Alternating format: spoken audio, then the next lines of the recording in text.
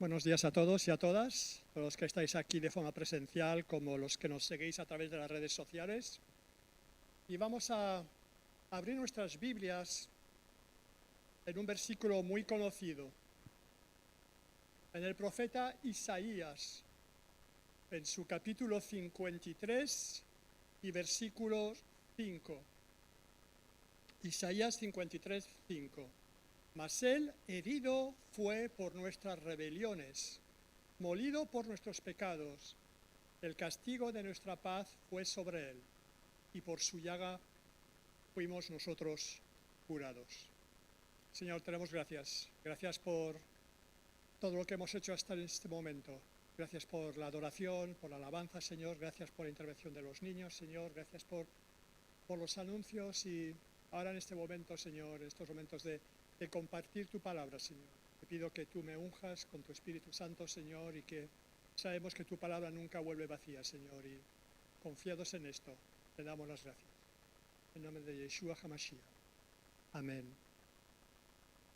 Hoy vamos a tratar del punto álgido de la encarnación de Yeshua o de Jesús, de la culminación de su ministerio en la tierra, su muerte en la cruz, en cumplimiento de lo que nos dice Levítico 17:11, porque la vida de la carne en la sangre está, y yo os la he dado para hacer expiación sobre el altar por vuestras almas, y la misma sangre hará expiación de la persona. Y también lo que el profeta Isaías en su capítulo 53, así como otros, predijeron sobre el Mesías sufriente, el cual volverá como el Mesías triunfante. Pero antes de entrar en profundidad en lo que ocurrió en la cruz, vamos a mirar un poco hacia atrás, ya que para poder hablar de la crucifixión hay que retroceder unos días atrás de la fecha de la misma. Nos situamos el 10 de Ab o 10 de Nisan, fecha importante en la ciudad de Jerusalén. ¿Qué ocurría ese día? Pues bien, los pastores traían sus rebaños cumpliendo así la ordenanza que encontramos en Éxodo 12:3 y en los versículos 5 y 6, que nos dice: hablad a toda la congregación de Israel diciendo, el día 10 de este mes, tómese cada uno un cordero según las familias de los padres, un cordero por familia. Y los versículos 5 y 6, el animal será sin defecto, macho de 1 año, lo tomaréis de las ovejas o de las cabras, y lo guardaréis hasta el día 14 de este mes, y lo inmolará toda la congregación del pueblo entre las 2 tardes. Ese día cada familia compraba un cordero sin defecto, el cual permanecía 4 días en observación con la finalidad de detectar si en él se encontraba algún tipo de tara o de defecto que no lo hiciese apto para ser sacrificado el día 14 de Ab o el día 14 de Nisan, fecha de la celebración de Pesaj o la Pascua. Y también en ese día 10 de Ab o de Nisan, los sacerdotes adquirían el cordero que iba a ser sacrificado en el templo. Y cabe destacar, y no es ninguna casualidad, que los corderos más preciados eran los procedentes de la ciudad de Belén. De hecho, en Miqueas 4:8 podemos leer: y tú, oh torre del rebaño. Y aquí me paro antes de seguir con el versículo, porque desgraciadamente las traducciones del original a los idiomas, sea cual sea, pierden su sentido en muchos casos, no su sentido, pero la profundidad realmente del significado. Realmente en el hebreo, la torre del rebaño es un lugar geográfico y se traduce como Migdal Eder. Entonces, cuando el profeta Miqueas dice esto, está hablando de un lugar geográfico y dice: o tú, oh torre del rebaño, o Migdal Eder, fortaleza de la hija de Sión, hasta ti vendrá el señorío, primero, el reino de la hija de Jerusalén. El Mesías, o sea, Yeshua, Jesús, no procedía simplemente de la población de Belén, sino más precisamente de la importante zona agrícola de Belén Éfrata, y concretamente de Migdal Eder, o torre del rebaño. De hecho, el obispo El historiador eclesiástico Eusebio de Cesarea, que vivió en el siglo IV, afirmó que Migdal Eder se encontraba una milla romana, algo menos de 1,5 kilómetros, al este de la ciudad de Belén. Y que en esa época, cuando él escribió eso, seguía en pie los restos de la Torre del Rebaño, citados en Miqueas 4:8. Para los que habéis estado conmigo en Israel o habéis estado sin mí en Israel, el famoso campo de los pastores, porque hoy en día la ciudad de Belén obviamente se ha ampliado, el famoso campo de los pastores realmente es ese Migdal Eder. De hecho, Belén era la ciudad donde había nacido el rey David, siendo allí ungido como rey de Israel por el profeta Samuel. Y cuando David hizo traer el tabernáculo a la ciudad de Jerusalén y más tarde planeó la construcción del templo, eligió Migdal Eder como tierra de pastoreo para los corderos destinados al sacrificio. Él proporcionó la tierra de sus padres para este rebaño de ovejas tan especial. De hecho, en Migdal Eder había más torres de vigilancia para los pastores que en ningún otro lugar del mundo. Y el motivo por ello es que allí no se criaban ovejas comunes y corrientes, sino las que serían sacrificadas en el tabernáculo y posteriormente en el templo, requiriendo estas un cuidado muy especial por parte de los pastores. Y 1000 años más tarde, los pastores que recibieron el mensaje del ángel cuando Jesús nació, no eran unos pastores cualquiera que se encontraban allí por casualidad, sino los encargados de vigilar y cuidar los corderos destinados al sacrificio. Y en aquella noche salieron a buscar al niño envuelto en pañales y encontraron allí a Jesús, a Yeshua, nuestro Cordero de la Pascua, el Cordero sacrificial. Y fue ese día, el 10 de Ab, el 10 de Nisan, lo que hoy como el mundo cristiano conoce como el Domingo de Ramos, según leemos en Mateo 21, 1-11, Marcos 11, 1-10, Lucas 19, 29-44 y Juan 12, 12-19, que Jesús, nacido en Belén de Judea, hizo su entrada triunfal en la ciudad de Jerusalén, montado sobre un pollino, signo de realeza, y en cumplimiento de lo profetizado en Zacarías 9:9, entre el clamor de la gente que gritaba: Hosana, bendito el que viene en el nombre del Señor, el Rey de Israel. Yeshua entró en Jerusalén para que pudiese ser observado con la finalidad de que la gente viese que en él no había ningún tipo de defecto, no había ningún tipo de tara, y que era apto para ser sacrificado, siendo sacrificado el día 14 de Nisan o de Ab, como el Cordero Pascual. Y Jesús también entró en el templo para purificarlo, ya que los sacerdotes y clase religiosa de la época lo habían transformado en una cueva de ladrones, en un vulgar mercado, debido a que los sacerdotes cobraban comisión de los cambios de monedas a la moneda del templo, porque para traer ofrendas al templo no podías dar euros, tenías que cambiarlo en la moneda del templo. Así como también sacaban comisión de la venta de los animales que iban a ser sacrificados. El templo había perdido su santidad y Jesús lo purificó. Jesús purificó la casa del Padre. Y a los 4 días, o sea, el 14 de Ab o de Nisan, Yeshua celebró el Seder de Pesaj o cena de Pascua con sus discípulos, dándoles las últimas instrucciones e instaurando el memorial en su nombre, lo que hoy conocemos como Santa Cena, comiendo el aficomén o el postre o último bocado de la cena, lo que nosotros hoy hacemos con el pan, y bebiendo la tercera copa, la copa de la redención. Y esa misma noche empezó el punto agónico, al mismo tiempo que triunfante, de su ministerio, la redención o rescate de los pecados de la humanidad, de nuestros pecados en la cruz.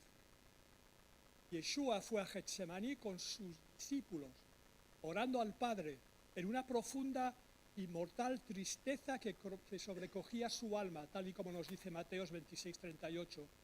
quedándose solo y pidiendo a Dios que si fuese posible pasase de él esa copa, la cual era cargar con los pecados de la humanidad, así como que Dios le diese la espalda y su muerte en la cruz, aunque pidiendo al Padre que no fuese su voluntad, que no fuese según él quería, pero según la voluntad del Padre. Mateo 26, 39. En un acto de máxima obediencia. Y ese momento fue probablemente el más duro para él, siendo prensado espiritualmente y físicamente, como lo indica el nombre del lugar. De hecho, Getsemaní en hebreo significa lagar del olivo, prensa de las olivas. Quedando él solo, ya que sus discípulos no habían podido velar con él en oración. Y después se produjo el arresto, siendo traicionado por un amigo en cumplimiento del Salmo 41, 9 y del Salmo 55, 12 a 14, siendo vendido por la suma de 30 piezas de plata en cumplimiento de Zacarías 11, 12, y abandonado por los suyos en cumplimiento de los Salmos 38, 11 y 88, 18.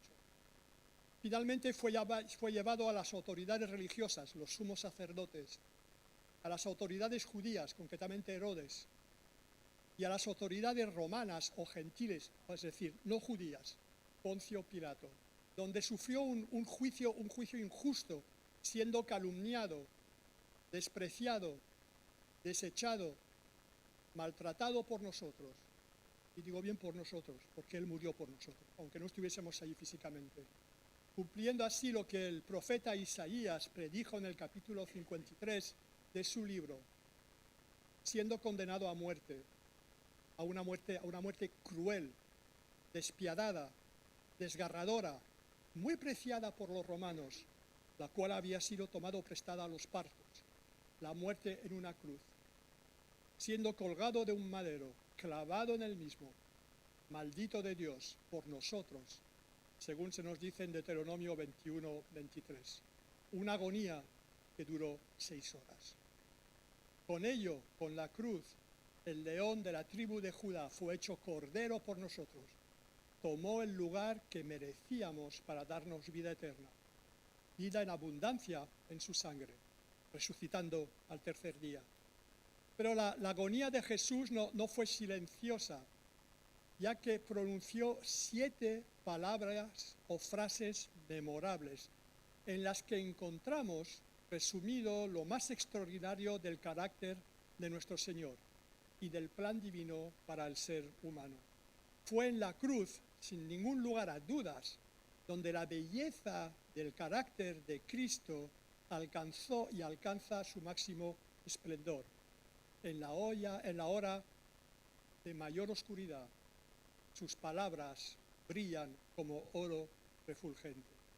Cabe destacar que las 3 primeras frases o palabras que pronunció muestran el carácter pastoral de Jesús o Yeshua, estando destinadas y dedicadas a las necesidades de los demás, mientras que la 4ª y la 5ª fueron necesidades y ruegos personales, aunque siempre enfocados en su ministerio, y la 6ª y la 7ª están relacionadas con el cumplimiento de su misión redentora, de su misión de salvación. Y nos vamos a acercar brevemente, os aseguro, va a ser breve, nos vamos a acercar brevemente a estas 7 palabras o frases. La primera frase o palabra la encontramos en Lucas 23, 34. Padre, perdónalos porque no saben lo que hacen. Estas primeras palabras de Jesús en la cruz son tremendas.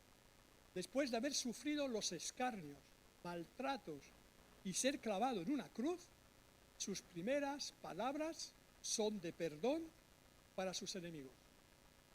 De hecho, todo el acto salvífico en la cruz simboliza el perdón divino, tal y como leemos en Juan capítulo 3, versículos 14 y 15. Y como Moisés levantó la serpiente en el desierto, así es necesario que el Hijo del Hombre, o sea Jesús, sea levantado para que todo aquel que en él cree no se pierda, mas tenga vida eterna. Y aunque Jesús hubiera podido perdonar a sus enemigos en voz baja o en silencio, era conveniente hacer explícito este perdón con palabras claras, audibles, contundentes, con una fuerza emocional arrolladora y una autoridad espiritual definitiva. Al exclamar, Padre, perdónalos, Jesús verbaliza el sentido de su venida a este mundo. De hecho, el nombre de Yeshua o Yehoshua en el idioma hebreo significa precisamente Él salvará a su pueblo de sus pecados, tal y como nos dice Mateo 1:21. De hecho, la petición de perdón no se refería únicamente o solamente a los que de forma directa lo estaban humillando, escarneciendo y torturando, o sea, los soldados y las autoridades religiosas, sino que ese pedido de perdón iba para todo el ser humano, para cada uno de nosotros, tal y como nos describe con detalle el impresionante cántico de Isaías en el capítulo 53 de su libro. Estas palabras pronunciadas por Jesús en la cruz constituyen la postura cumbre de la doctrina evangélica sobre el amor. Perdonar a pesar de lo que nos hagan. Estas palabras van en coherencia con la doctrina de Jesús de amar a los enemigos, de Mateo 5:44, de la oración del Padre Nuestro, de Mateo 6:9-13, y de su propia conducta y forma de actuar durante la pasión, Mateo 22:48 y 22:51. En la cruz, Jesús nos enseñó y nos enseña que el perdón puede ser unilateral, no requiere de dos partes, a diferencia de la reconciliación. Yo puedo y debo perdonar aunque mi ofensor no me haya pedido perdón. Nosotros como creyentes somos llamados a hacer lo mismo. Sabéis, el perdón trae libertad y bendición. Trae la paz que llena el vacío del alma. Sin perdón, tememos al mañana y a la muerte. Mas el perdón trae seguridad y liberación de las cargas. Perdonar es olvidar. El alma es satisfecha al perdonar y al ser perdonada. Jesús nos perdonó en la cruz. Jesús intercedió por nosotros en la cruz. Si Él nos perdonó todos nuestros pecados y nuestras ofensas, cuanto más nosotros debemos hacerlos o perdonar a las personas que nos ofenden. La segunda palabra o frase de Jesús en la cruz la encontramos en Lucas 23:43. De cierto te digo que hoy estarás conmigo en el paraíso. Sobre la colina del Calvario o Gólgota o de la Calavera había otras dos cruces. Jesús murió acompañado de dos desconocidos, dos malhechores que muy probablemente nunca habían cruzado palabras con él. Y la sangre de los tres formaba un mismo charco. Y aunque para los tres la sentencia fue la misma, cada uno de ellos moría por una cosa distinta.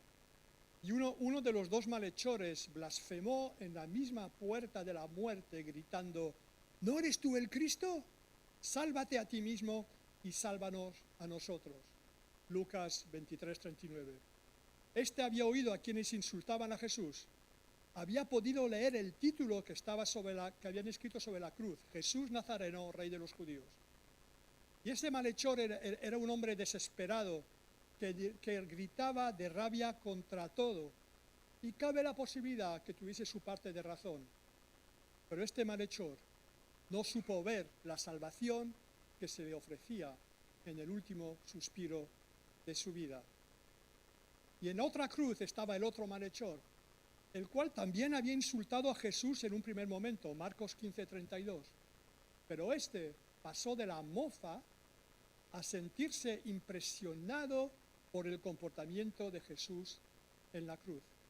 Contempló en él, pese a las circunstancias del momento, una paz, un shalom que no era de este mundo.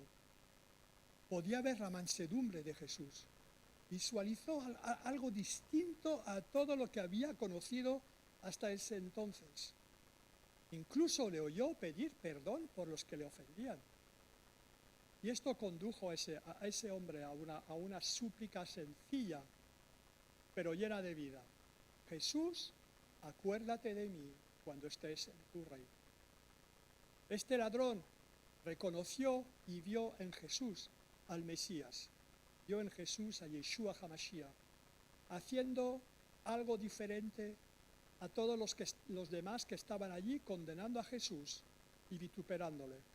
Entendió que necesitaba el perdón por sus faltas, por sus culpas, realizando la petición de que Jesús se acordase de él en su reino, no como una pregunta ni como algún tipo de reclamación o de reclamo, sino como el reconocimiento de que Jesús o Yeshua era su único camino y oportunidad hacia la salvación. Y Jesús, viendo la sinceridad de este, le promete y concede la entrada al paraíso, siendo consecuente con lo expresado en Mateo 11:28, venid a mí todos los que estáis trabajados y cargados, otras versiones dicen agobiados, y yo os haré descansar. Y también en Mateo 9:13, porque no he venido a llamar a justos, sino a pecadores al arrepentimiento. Jesús le prometió al ladrón una vida más allá. Él no lo condenó, ni lo despreció, ni juzgó, y eso que podía haberlo hecho. No lo censuró, sino que le dio el perdón en base a su fe. Y tú que todavía no cabe la posibilidad que no hayas tenido ese encuentro con el Mesías de Israel, no esperes hasta el último momento para reconciliarte con Dios, ya que tal vez no tengas la dicha o la suerte del malhechor que veía cómo venía su muerte. Hoy es el momento. Actúa como el ladrón en la cruz. Reconoce al Mesías, a Jesús, y Él te le responderá de la misma forma que hizo en la cruz, dándote el perdón por tus pecados y concediéndote la vida eterna. Y para nosotros los creyentes que hemos tenido ese encuentro personal con el Señor Jesús, con el Mesías de Israel, con nuestro Salvador, tengamos cuidado de no hacer lo contrario de lo que hizo Jesús en la cruz. Él no dio la espalda al malhechor. Cuidado con los prejuicios que podamos tener con tal o cual persona que necesita el perdón de Dios. Cuidado con negarle la posibilidad de salvación porque no nos gusta su forma de vestir, o no nos gusta su condición social, o no nos gusta el color de su piel, su acento y un largo etcétera. Toda la humanidad, y digo toda la humanidad necesita a Jesús, sea cual sea su condición. Y Jesús lo demostró en la cruz. Volvamos nuestros ojos a los que la sociedad ha rechazado y mostrémosles que en Jesús hay esperanza, solución y vida eterna. La tercera frase o palabra pronunciada en la cruz la encontramos en Juan 19, versículos 21 a 27. Cuando Jesús vio a su madre y al discípulo a quien él amaba, que estaba presente, dijo a la madre: mujer, he ahí tu hijo. Después dijo al discípulo: he ahí tu madre. Y desde aquella hora el discípulo lo recibió en su casa. Es significativo que las últimas palabras de preocupación y cuidado por un ser humano que Jesús pronuncia en esta tierra fuesen para su madre, siendo la rúbrica a una vida pensando siempre en los demás y en cómo servirles. Jesús no podía olvidar a su madre que en esa hora de terrible dolor para ella la estaba viendo. De hecho, el corazón de Miriam o de María estaba destrozado por la agonía de su hijo en una cruz, desolado por ese final tan trágico. Ella que le había enseñado todo lo que un niño judío debía aprender desde pequeño, el Shema Israel, o declaración de fe del pueblo judío, Deuteronomio 6, 4 a 9, o las oraciones preceptivas para cada ocasión, etcétera, etcétera. Ella que lo había criado desde su vientre, que lo había cuidado como una buena madre, veía como su hijo era clavado en una cruz y estaba agonizando. Su situación como madre debía ser terrible. Y realmente no sé si en ese momento Miriam recordaría la profecía de Génesis 3:15, ni las palabras de Simeón en el templo en el momento de la presentación de Jesús cuando éste le dijo que y una espada traspasará tu misma alma, Lucas 2:35. Pero esos momentos tuvieron que ser terribles para ella. Y Jesús, que la estaba viendo y que era consciente que su madre era viuda, por lo que podía quedar en una situación de desamparo total, no descuida su deber y mandamiento de honrar a padre y madre, Mateo 19:19, entregando entregándola al cuidado de su discípulo y amigo Juan, ya que los propios hermanos terrenales de Jesús no estaban presentes en el lugar, sea por temor o miedo, o porque hasta ese momento realmente no habían creído en quién era Jesús. Y Juan cumplió de forma inmediata la petición, ya que, como dice Juan 19:27, desde aquella hora el discípulo la recibió en su casa.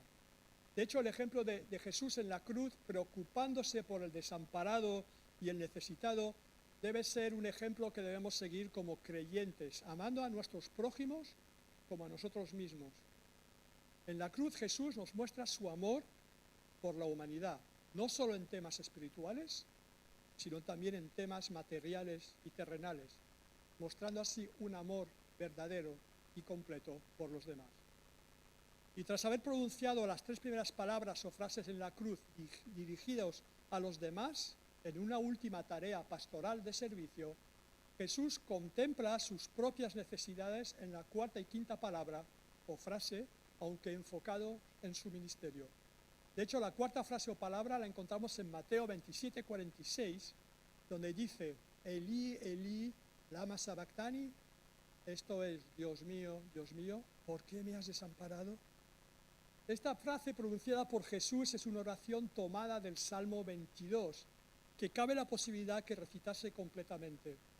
Y lo hizo en idioma arameo, porque Eli, Eli, lama sabactani es arameo, lo cual explica o puede explicar la confusión de algunos de los presentes que creyeron oír en esta súplica una llamada de auxilio al profeta Elías.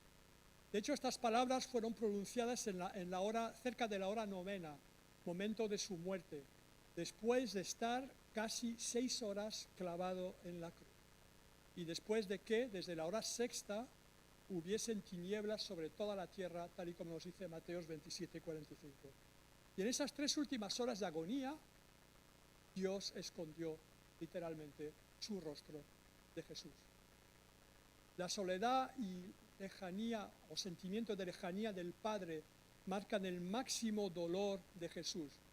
No hay mayor infierno que la separación de Dios. Jesús sabía que ese momento era inevitable y profetizado en el Salmo 22, porque él sabía perfectamente que el Padre no podía tener contacto con el pecado de la humanidad que él estaba cargando sobre sí en un acto vicario. Este abandono temporal señalaba el profundo abismo que existe entre Dios y la humanidad por culpa del pecado. El dolor de Jesús tuvo que ser terrible, por primera vez separado de la gloria de su Padre, de su propia gloria. Por este motivo, él sintió dolor y la soledad le envolvió. De hecho, este hecho nos debe hacer reflexionar sobre el amor que Jesús mostró por nosotros, tomando nuestro pecado en la cruz para reconciliarnos con el Padre. Estuvo dispuesto, y eso se dice rápido, estuvo dispuesto a ser rechazado por el Padre para darnos salvación. Lo que nos hace entender mejor, o debería hacer entender mejor, lo que el Padre pasó en Getsemaní y lo que Jesús pasó en Getsemaní y lo que pasó en la cruz. Y pese al dolor físico por el cual Jesús estaba pasando, provocado por los azotes, por la sangre derramada, por la agonía y la asfixia como consecuencia del propio suplicio de la cruz, el verdadero drama, el mayor dolor que vivió y sintió fue el abandono por parte del Padre. Y en este instante descubrimos el inmenso amor que Jesús tuvo por la humanidad y hasta dónde fue capaz de llegar por ese amor. Todo lo que vivía en ese momento lo hizo por haberse ofrecido a devolver a su Padre a los hijos que había perdido, así como obediencia a él. Pero estas palabras de Elí, Elí, lama sabactani, esto es, Dios mío, ¿por qué me has desamparado?, también nos hablan de su triunfo, del triunfo de Yeshua o de Jesús. Los evangelios no recogen que de forma audible recitase todo el Salmo 22, que es el salmo mesiánico por excelencia o antonomasia, en el cual, al igual que en Isaías 53, se nos habla del padecimiento del Mesías sufriente por la salvación de la humanidad y el cumplimiento de su misión. Jesús o Yeshua, al murmurar audiblemente las primeras palabras de dicho salmo, estaba anunciando y proclamando su victoria. Estaba anunciando y proclamando que su misión estaba cumplida. Estaba anunciando y proclamando que su sangre serviría para la reconciliación con el Padre. Estaba anunciando y proclamando que había solución y que a través de su sangre vertida podíamos alcanzar la salvación, no por nuestros méritos, sino por puro amor y gracia divina. Gloria a Dios por ello. Y la quinta frase o palabra la encontramos en Juan 19:28. Tengo sed. Jesús expresó que tenía sed. Y esto nos habla de dolor físico. Siendo Dios, Jesús también padeció como hombre. De hecho, cabe destacar que uno de los mayores tormentos de la persona que era crucificada era la sed, la deshidratación, ya que el cuerpo estaba expuesto, por regla general desnudo, a las inclemencias meteorológicas y especialmente a las del sol. Además, era una reacción lógica. Recordemos que Jesús tuvo que recorrer las calles de Jerusalén con un madero a cuestas, tras recibir un castigo físico que le tuvo que hacer perder bastante sangre. Y olvidaros de la película de Mel Gibson, porque ese castigo que se ve en esa película nadie lo aguanta. Pero a pesar de eso, el castigo físico tuvo que ser fuerte. Además, por la pérdida de fluidos corporales, era lógico que tuviese sed. Pero más allá de eso, el tengo sed fue el cumplimiento de lo profetizado por el salmista en el Salmo 22, versículos 14 a 15. De hecho, la sed que experimentó Jesús en la cruz fue obviamente una necesidad física. Expresó en aquel momento estar necesitado de algo tan elemental como el agua y pidió, por favor, un poco de agua como haría cualquier enfermo o cualquier persona moribunda. Pero además, no podemos olvidar el detalle que señala el evangelista Juan. Jesús dijo, tengo sed. ¿Con qué finalidad? Para que se cumpliera la Escritura, según leemos en Juan 19:28. Jesús en aquel momento de la cruz, cuando estaba llevando a cabo su misión de salvación de los hombres, pedía otra bebida distinta al agua o al vinagre que le dieron. Poco más de 2 años antes, Jesús se había encontrado junto al pozo de Sicar con una mujer de Samaria, una mujer samaritana, a la que le había pedido de beber. Pero el agua que le pidió no era la del pozo, sino la espiritual, la conversión de aquella mujer. Jesús nos quiere hacer ver en este pasaje que tenía también otro tipo de sed, la sed espiritual de la humanidad. La sed física, por muy grande que sea, no deja de ser limitada y puede ser saciada, pero la sed espiritual es infinita. Jesús, con esas palabras en la cruz, más allá de la necesidad fisiológica que podía estar sintiendo, mostró una sed distinta. Mostró su anhelo de que toda la humanidad recibiese la vida abundante, la vida eterna, de que no se hiciese inútil la redención o reconciliación. Tenía sed de manifestarnos a su Padre, sed de que creyésemos en su amor, sed de que vivamos una profunda relación con Jesús, porque todo está aquí, en nuestra relación con el Padre. Jesús sufrió tormentos por nuestros pecados y tuvo sed para que nosotros no tuviésemos jamás sed. El Padre abandonó a Jesús para que nosotros nunca fuésemos abandonados. Y tras haber pronunciado las 3 primeras palabras o frases pensando en las demás, y la cuarta y la quinta contemplando sus propias necesidades, aunque sin perder de vista a la humanidad, las sextas y séptimas frases o palabras se refieren al cumplimiento de su misión, de su ministerio. De hecho, la sexta frase la encontramos en Juan 19:30 y dice, consumado es. De hecho, el consumado es se podría traducir como todo está cumplido. Se puede interpretar como la proclamación en boca de Jesús del cumplimiento perfecto de las Sagradas Escrituras en su persona. Esta palabra pone de manifiesto que Jesús era consciente de que había cumplido hasta el último detalle su misión redentora. Era el broche de oro que coronaba el programa de su vida. Cumplir la Escritura, cumplir la ley, haciendo siempre la voluntad de su Padre, tal y como nos dice Mateo 5:17. Este consumado es una declaración de victoria. Es la declaración de un hombre que no estaba acabado, sino que era victorioso. Jesús, Yeshua HaMashiach, el Mesías de Israel, había cumplido su misión. Había conseguido el propósito para el que fue enviado, la salvación de su pueblo. Con su obediencia perfecta, Jesucristo cumplió la ley en toda su totalidad. Durante su vida, Jesús guardó la ley en toda su perfección, en una obediencia activa.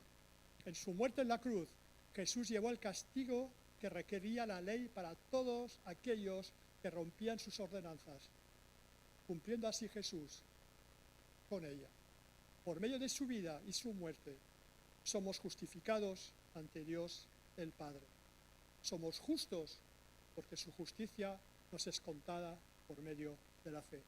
Somos libres de condenación porque la culpa por todos nuestros pecados fue puesta sobre los hombros de Cristo. Y por eso podemos ser libres de condenación si lo aceptamos como Salvador en nuestras vidas. Cristo hizo una obra completa, ya que no solamente quitó la culpa de nuestra cuenta, sino que también nos aseguró la vida eterna. Jesús no fue solamente el Cordero sacrificial, sino también el sumo sacerdote, ofreciendo el sacrificio y siendo él mismo el sacrificio de cumplimiento de Levítico 17:11. Gracias a su muerte y su resurrección, hoy podemos acercarnos a Dios por medio de Jesús. En la cruz de Cristo, ¿sabéis lo que ocurrió?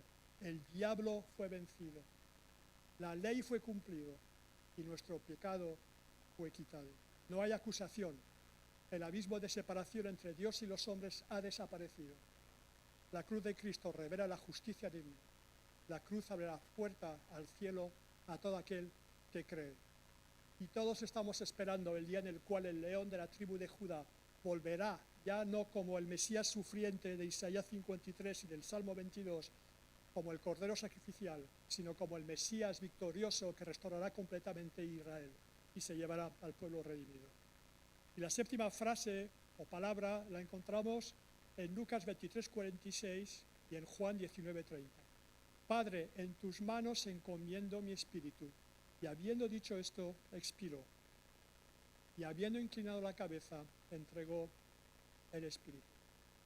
Yeshua había cumplido toda su misión, solo quedaba morir, lo que acepta con agrado y libremente.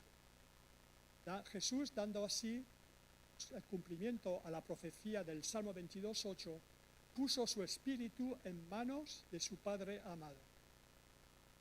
Jesús puso su espíritu, el cual salía de su cuerpo en aquella hora, al cuidado del Dios Padre. Y hay un punto en Juan 19:30 que tal vez los haya pasado por alto, pero el cual es maravilloso. Normalmente, si digo una tontería, hay suficientes médicos en esta sala para que me digan alguna cosa.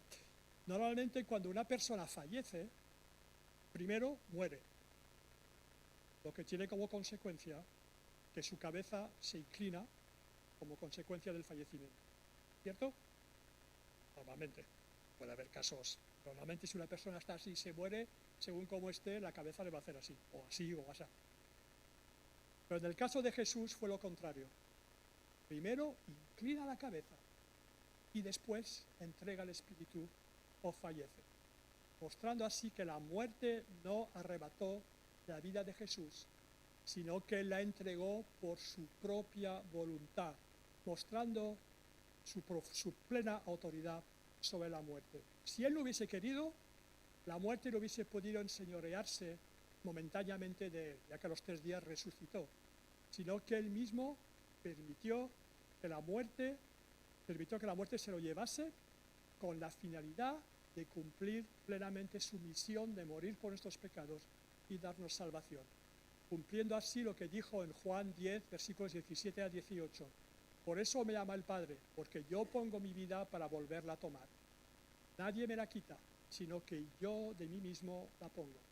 Tengo poder para ponerla y tengo poder para volverla a tomar. Este mandamiento recibí de mi Padre.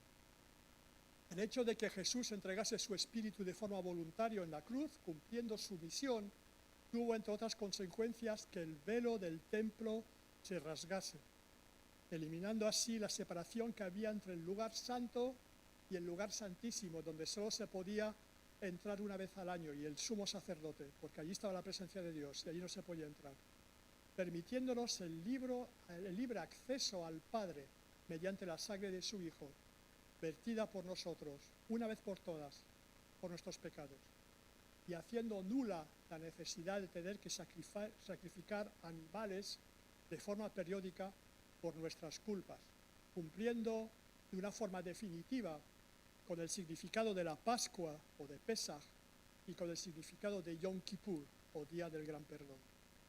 El sacrificio perfecto había sido completado y tú y yo tenemos acceso a la presencia de Dios por medio de Cristo. Y tú que nos sigues hoy por las redes sociales, o que nos visitas por primera vez, o que te congregas regularmente con nosotros y todavía no has entregado tu vida a Jesús, debes saber que Él te extiende una invitación para que te beneficies de su regalo. Juan 3:16 nos dice: de tal manera amó Dios al mundo que dio a su Hijo unigénito, para que cualquiera que en Él crea no muera, mas tenga vida eterna. Él está deseando entrar en tu vida. ¿Sabes? Todo lo que Él pasó en la cruz fue por ti, fue por mí, fue por todos los que estamos presentes en este lugar o en las redes sociales, fue por toda la humanidad. No dejes pasar esta oportunidad. De hecho, este Jesús que en estos días es y será paseado en procesiones por nuestras calles como un objeto inanimado, ese Jesús no es un objeto inanimado, y Él quiere convertirse en una realidad en tu vida, para morar en ti, para llenarte, reconciliarte con el Padre y darte vida eterna. Solo y únicamente tienes que aceptarlo y dejarlo entrar en tu vida. Él te espera y quiere entrar a morar contigo. ¿Le abrirás la puerta? Es muy simple. Dile: Jesús, entra en mi vida, te necesito. Y si tal vez eres ateo o eres agnóstico y dices: lo que está explicando son tonterías, ¿no? Ten un punto de coraje. Reta a Dios. Rétale. Dile: Señor, si es verdad que tú enviaste a tu Hijo para morir por mí en la cruz y darme vida eterna, entra en mí. Díselo, y Él no te va a dejar. Que el Señor os bendiga. Señor, te damos gracias por lo que he podido compartir, Señor. Realmente, como he dicho anteriormente, sabemos que tu palabra nunca vuelve vacía, Señor. Y, Señor, te pedimos que realmente en esta Semana Santa que empieza en el día de hoy, Señor, muchas personas puedan tener ese encuentro personal contigo, Señor. Puedan aceptarte como su Mesías. Puedan ver que tú diste tu vida por ellos. Que no eres una leyenda ni eres un mito, sino que realmente viniste a la tierra, viviste como nosotros, moriste por nosotros y resucitaste al tercer día. Y ahora estás a la diestra del Padre, esperando regresar muy pronto, Señor. Gracias por todo. En nombre de Yeshua HaMashiach. Amén. El Señor os bendiga.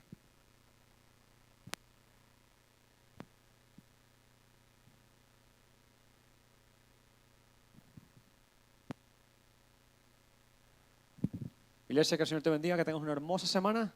Recuerda, el Señor quiere tener un encuentro contigo, ¿sí? Abre la puerta de tu corazón para que Él pueda entrar. Que Dios te bendiga, que tengas una hermosa, preciosa semana. Nos vemos el miércoles en la oración, si Dios lo permite, y el domingo en la próxima reunión. Dios te guarde, Dios te bendiga.